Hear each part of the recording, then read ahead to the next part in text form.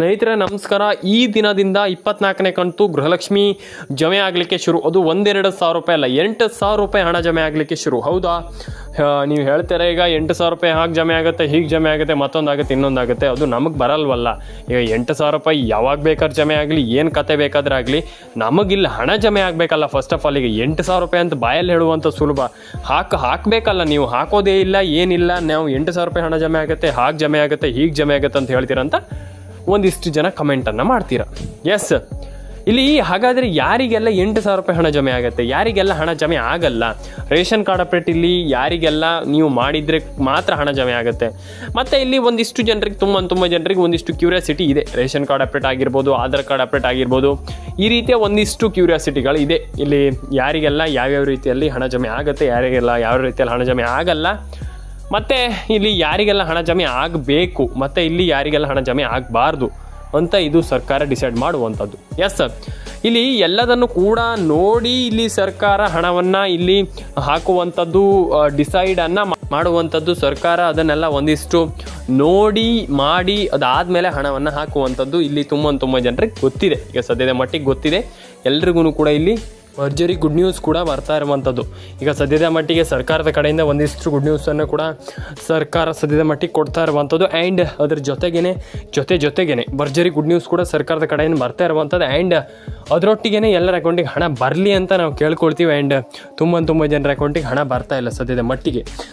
ಅದು ಏನು ಮಾಡಬೇಕಪ್ಪ ಅಂತಂದರೆ, ಫಸ್ಟ್ ಆಫ್ ಆಲ್ ನೀವೆಲ್ಲರೂ ಕೂಡ ಒಂದಿಷ್ಟು ನನ್ನ ಒಂದು ಒಪಿನಿಯನನ್ನು ನೀವು ತಗೊಳ್ಳಿ. ಹೇಳುವಂಥದ್ದು ಇಷ್ಟೇ, ನನ್ನ ಒಪಿನಿಯನ್ನ ನೀವು ಖಂಡಿತವಾಗ್ಲೂ ಅದನ್ನು ಮಾಡಿ ನೋಡಿ ಏನಾಗುತ್ತೆ ನೋಡಿ. ನಾನು ನಿಮಗೆ ತಿಳಿಸ್ಕೊಡ್ತೀನಿ ಒಂದಿಷ್ಟು. ಏನಪ್ಪ ಅಂತಂದರೆ ಒಂದು ವಿಚಾರ ಏನಪ್ಪ ಅಂತಂದ್ರೆ ಸಿಂಪಲ್ ಆಗಿ ನೀವೆಲ್ಲರೂ ಕೂಡ ಮಾಡಲೇಬೇಕಾಗುತ್ತೆ. ಏನಪ್ಪ ಅಂತಂದರೆ ಒಂದು ರೇಷನ್ ಕಾರ್ಡ್ ಅಪ್ಡೇಟ್. ಈಗ ಏನು ಜನಗಣತಿ ಬಗ್ಗೆ ನಿಮ್ಗೆ ಗೊತ್ತಿದೆ, ಎಲ್ಲರೂ ಕೂಡ ಬಂದಿದ್ದಾರೆ, ಚೆಕ್ ಮಾಡಿ ಹೋಗಿದ್ದಾರೆ, ಮನೆಯಲ್ಲಿ ಏನೇನಿದೆ ನೋಡಿದ್ದಾರೆ, ಮತ್ತು ಅದೆಲ್ಲ ನೋಡಿದ್ದಾರೆ, ಚೆಕ್ ಮಾಡಿದ್ದಾರೆ. ಅದರೊಟ್ಟಿಗೆ ನೀವು ಏನು ಮಾಡಬೇಕಪ್ಪ ಅಂತಂದರೆ, ನಾನು ಎಲ್ರಿಗೂ ಹೇಳುವಂಥದ್ದು, ನಾನು ತುಂಬ ಸಲ ತಿಳಿಸ್ಕೊಟ್ಟಿದ್ದೀನಿ ಇದ್ರ ಬಗ್ಗೆ ಎಲ್ಲ. ಅದೇ ನಾನು ಹೇಳ್ತಾ ಇರುವಂಥದ್ದು, ಸಿಂಪಲ್ಲಾಗಿ ನಿಮ್ಮ ರೇಷನ್ ಕಾರ್ಡ್ ಅಪ್ಡೇಟನ್ನು ನೀವು ಮಾಡ್ಕೊಳ್ಳಿ, ಆಧಾರ್ ಕಾರ್ಡ್ ಅಪ್ಡೇಟನ್ನು ಮಾಡ್ಕೊಳ್ಳಿ, ಪ್ಯಾನ್ ಕಾರ್ಡ್ ಅಪ್ಡೇಟನ್ನು ಕೂಡ ತುಂಬ ಸುಲಭವಾಗಿ ಎಲ್ಲರೂ ಕೂಡ ಮಾಡ್ಕೊಳ್ಬೇಕಾಗ್ತದೆ, ಮಾಡಲೇಬೇಕು. ಮಾಡಿಲ್ಲ ಅಂತಂದರೆ ಹಣ ಬರೋದಿಲ್ಲ. ನಾನು ಅದೇ ಹೇಳುವಂಥದ್ದು.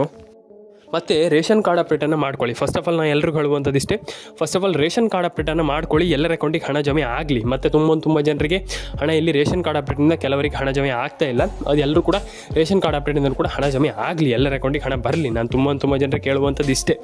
ಈಗ ಫುಲ್ ಕೆಲವರು ಹೇಳ್ತಾರೆ, ಈಗ ನಮ್ಗೆ ಹಣ ಜಮೆ ಆಗ್ತಾ ಇಲ್ಲ ಹಾಗೆ ಈಗ ಅಂತ. ನೀವು ಟೆನ್ಷನ್ ಆಗುವಂಥದ್ದು ಏನಿಲ್ಲ, ವಿಚಾರ ಏನಿಲ್ಲ. ರೇಷನ್ ಕಾರ್ಡ್ ಅಪ್ಡೇಟು ಕೂಡ ಜಮೆ ಆಗಲಿ, ಎಲ್ಲರ ಅಕೌಂಟಿಗೆ ಹಣ ಜಮೆ ಆಗಲಿ, ಎಲ್ಲರ ಅಕೌಂಟಿಗೆ ಹಣ ಬರಲಿ.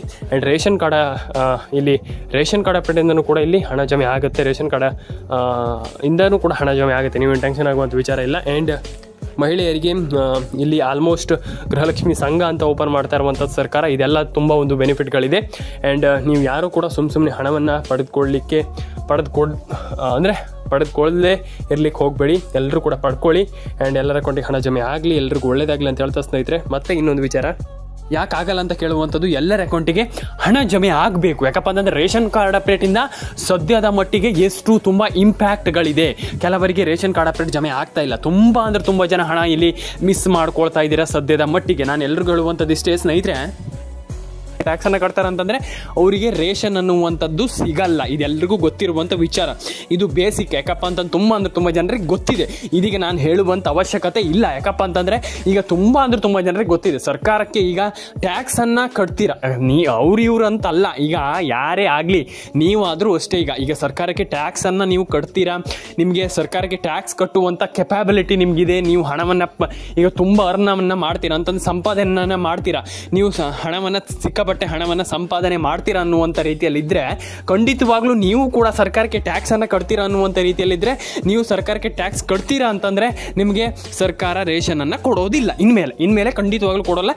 ಮುಂಚೆನೂ ಕೊಡ್ತಾ ಇರಲಿಲ್ಲ, ಆದರೆ ಗೊತ್ತಿರಲಿಲ್ಲ.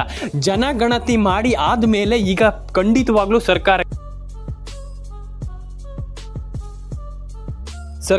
ಎಲ್ಲದೂ ಕೂಡ ಗೊತ್ತಾಗಿದೆ. ಯಾರ್ಯಾರಿಗೆ ಈಗ ನಾವು ರೇಷನನ್ನು ಕೊಡಬೇಕು, ಯಾರ್ಯಾರು ಬಡವರಿದ್ದಾರೆ, ಯಾರ್ಯಾರು ಕಷ್ಟದಲ್ಲಿದ್ದಾರೆ ಅಂತ ಎಲ್ರಿಗೂ ಗೊತ್ತಾಗಿದೆ.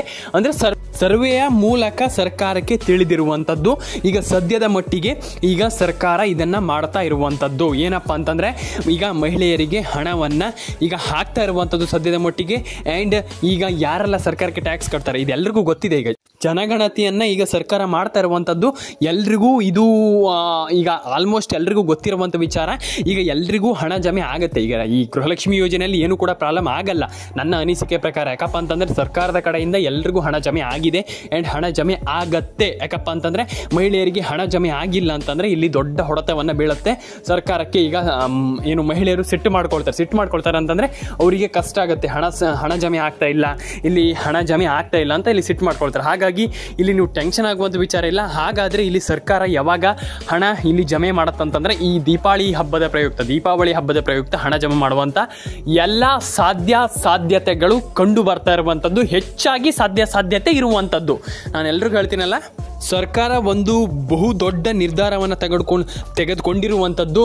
ಭರ್ಜರಿ ಗುಡ್ ನ್ಯೂಸನ್ನು ಇಲ್ಲಿ ಸರ್ಕಾರ ಇಲ್ಲಿ ಕೊಡ್ತಾ ಇರುವಂಥದ್ದು. ಅದು ನಮ್ಮ ಗೃಹಲಕ್ಷ್ಮಿ ಮಹಿಳೆಯರಿಗಂತಲೇ ಹೇಳಬಹುದು.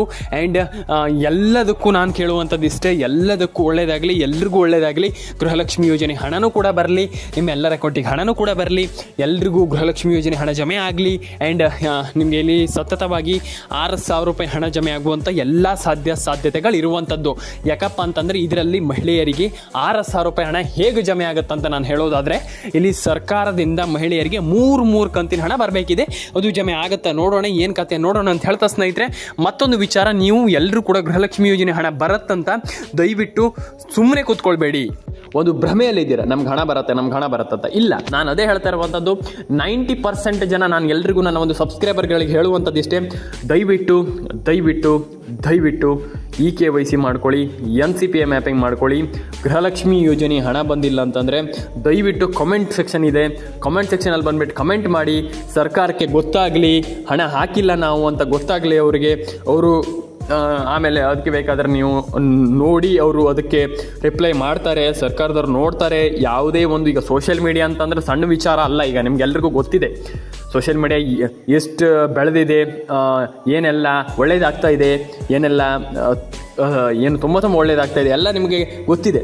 ಹಾಗಾಗಿ ತುಂಬ ದೊಡ್ಡ ವಿಚಾರ. ಈಗ ಸೋಷಿಯಲ್ ಮೀಡಿಯಾ ಅಂತಂದ್ರೆ ಸಣ್ಣ ವಿಚಾರ ಅಲ್ಲ. ಅದೇ ನಾನು ಹೇಳ್ತಾ ಇರುವಂಥದ್ದು, ನೀವೆಲ್ಲರೂ ಕೂಡ ಕಂಪ್ಲೀಟ್ ಆಗಿ ಇದ್ರ ಬಗ್ಗೆ ಕೆಲಸ ಮಾಡ್ತೀರಾ ಅಂತಂದರೆ ಡೆಫಿನೆಟಾಗಿ ಎಲ್ಲರೂ ಕೂಡ ಹಣವನ್ನು ಪಡ್ಕೊಳ್ತೀರಾ ಅಂತಂದರೆ ನಾನು ಖಂಡಿತವಾಗ್ಲೂ ದಿನ ವಿಡಿಯೋ ಮಾಡ್ತೀನಿ. ಆ್ಯಂಡ್ ಡೆಫಿನೆಟಾಗಿ ನಾನು ನಿಮಗೆ ಇದ್ರ ಬಗ್ಗೆ ತಿಳಿಸ್ಕೊಡ್ತಾ ಇರ್ತೀನಿ ಸ್ನೇಹಿತರೆ ಅಂತ ಹೇಳ್ತಾ ಸ್ನೇಹಿತರೆ, ನಾನು ಎಲ್ರಿಗೂ ಹೇಳುವಂಥದ್ದು ಇಷ್ಟೇ, EKYC ಮಾಡ್ಕೊಳ್ಳಿ, NCPA ಮ್ಯಾಪಿಂಗ್ ಮಾಡ್ಕೊಳ್ಳಿ, ನಿಮ್ಮೆಲ್ಲರಿಗೂ ಒಳ್ಳೇದಾಗಲಿ ಅಂತ ಹೇಳ್ತಾ ಸ್ನೇಹಿತರೆ, ನಾನು ಪ್ರತಿಯೊಬ್ಬರಿಗೂ ಕೇಳ್ಕೊಳ್ಳುವಂಥದ್ದು ಇಷ್ಟೇ, ನೀವು ವಿಡಿಯೋವನ್ನು ಕೊನೆವರೆಗೆ ನೋಡಬೇಕು, ಮಧ್ಯದಲ್ಲೇ ಸ್ಕಿಪ್ ಮಾಡುವಂಥದ್ದು ಮಾಡಬಾರ್ದು ಸ್ನೇಹಿತರೆ ಅಂತ ಹೇಳ್ತಾ ಸಿಗೋಣ ಸ್ನೇಹಿತರೆ ನೆಕ್ಸ್ಟ್ ವಿಡಿಯೋದಲ್ಲಿ. ಎಲ್ರಿಗೂ ಟಾಟಾ ಬಾಯ್ ಅಂತ ಹೇಳ್ತಾ ಲೈಕ್ ಮಾಡ್ಕೊಳ್ಳಿ, ಶೇರ್ ಮಾಡ್ಕೊಳ್ಳಿ, ಕಮೆಂಟ್ ಮಾಡ್ಕೊಳ್ಳಿ, ಸಬ್ಸ್ಕ್ರೈಬನ್ನು ಮಾಡ್ಕೊಳ್ಳಿ ಸ್ನೇಹಿತರೆ. ಸಿಗೋಣ. ಲೈಕ್ ಮಾಡ್ಕೊಳ್ಳಿ, ಶೇರ್ ಮಾಡ್ಕೊಳ್ಳಿ, ಕಮೆಂಟ್ ಮಾಡ್ಕೊಳ್ಳಿ.